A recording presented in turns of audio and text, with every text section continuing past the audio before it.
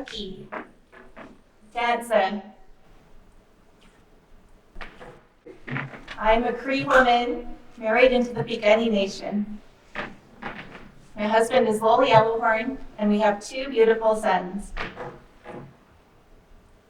My Blackfoot name is Itamspiaki, happy dancing woman, which comes from the Deer family.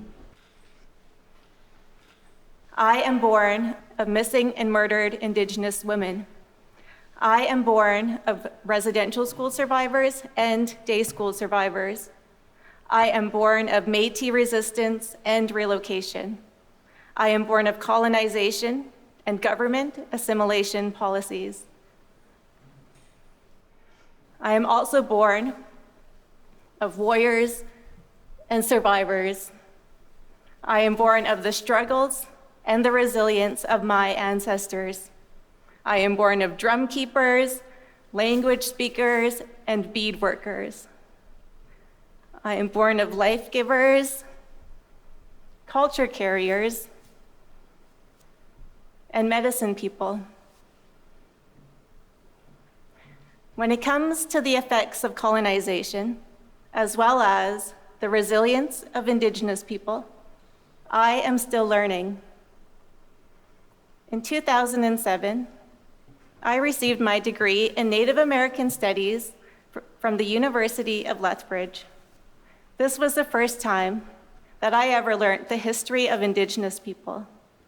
It was also where I started to hoop dance. My teacher, Jerry First Charger from the Blood Reserve. The hoop dance had such a profound effect on my life in terms of spiritual, physical, emotional, and mental well-being that I decided to combine my passion for dance and thirst for knowledge into a master's thesis.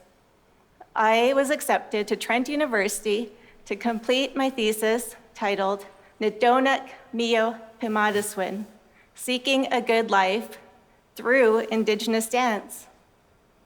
Dr. Michael Hart defines the good life from a Cree perspective as a process of learning, growing, and being.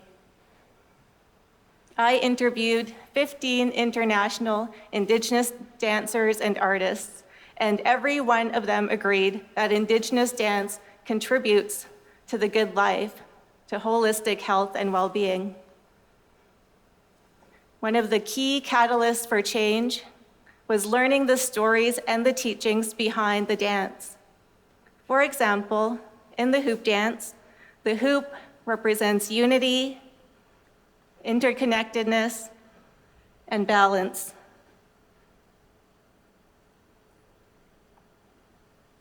The hoop dancer dances and creates different shapes, and this represents how everything in creation is also interconnected.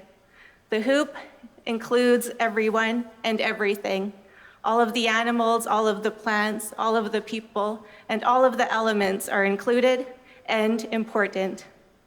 As the hoop dancer dances, people often notice the beauty of the dance, the beautiful creations and symbols within it. What they often fail to see is that there is a challenge. As the hoop dancer transforms, there is a moment of struggle in between each shape. So the hoop dance represents the beautiful struggle of life, and each hoop also represents a challenge. And the more we go through those challenges, the stronger, the wiser, and the faster that we get. And this is a teaching for life. Every challenge that we go through makes us stronger, smarter, and faster. So the hoop is also a teaching to keep going, to not give up, and to look at each struggle as an opportunity for growth. I have been working with students, teachers, and more recently, principals and administrators from across southern Alberta. I am working to bring Indigenous ways of knowing into schools and education, and we have been making a lot of changes, but there is still a lot to be done. After all, we are trying to bridge the gap between ways of knowing and systems and cultures that are sometimes in direct opposition to each other. This was shown to me in an experience I had at a school. After I danced, the teacher asked if each student could say what they saw in the dance, and I would say whether they were right or wrong. This is not possible, because in the hoop dance, there is no beginning and there is no end.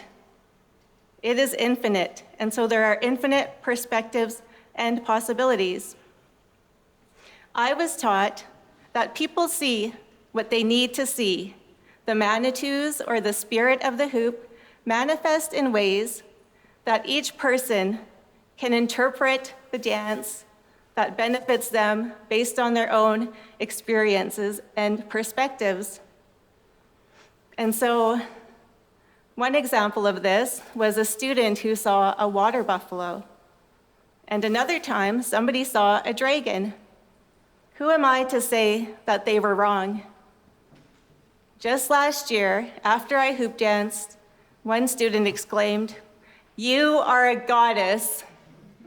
And who am I to say that isn't true? In Western ways of knowing, there is often only one right answer. It is usually in a box or in a straight line. The hoop, in contrast, has no beginning, has no end. There are infinite possibilities and perspectives, and because every one of us is included, there's also very unique perspectives that we each hold. So I like to say that the hoop represents the infinite wisdom of the universe. The importance of including different perspectives was shown to me by my son, Matt. When he was 14 months old, taking him to daycare was a struggle. Every time I left, he would cry. One day, another parent brought in a CD of her son's favorite music. Put up your hand if you know what a CD is. Just checking. I work with students, so. So I decided I would bring in a powwow CD for my son. He was the only Native child in the room, and he had been listening to the drum since before he was born. In fact, in many Indigenous cultures, it is believed that the drum is the first sound that we hear when we are in our mother's womb, her heartbeat. And so his daycare was excited and inspired. They began to explore different drum music from around the world. And it was only when the native drum music came on that he took notice. He was able to distinguish it from other drum sounds from around the world. So they brought out a toy drum for him into the room, and he was the first to approach it. He started to play it. He knew how to use it. He started to call all his friends together to come join him, which is another teaching about the drum, that it is used to bring people together. Next, he grabbed some craft feathers from a shelf and brought them to the drum. He started to tickle his face with them, which was a game that we used to play when I was in my outfit and we were at a powwow. The next morning, after breakfast, he was excited to go to daycare. He grabbed his shoes and his coat, and he went to the front door. So this told me that he was wanting to go to daycare, which was different for us. I no longer had to fight with him to get ready. That day and every day forward afterwards, he no longer cried when I left him at daycare. At 14 months old, just by exploring a different perspective, they were able to increase my son's sense of belonging, his happiness, his self-expression, and he became a leader and a role model.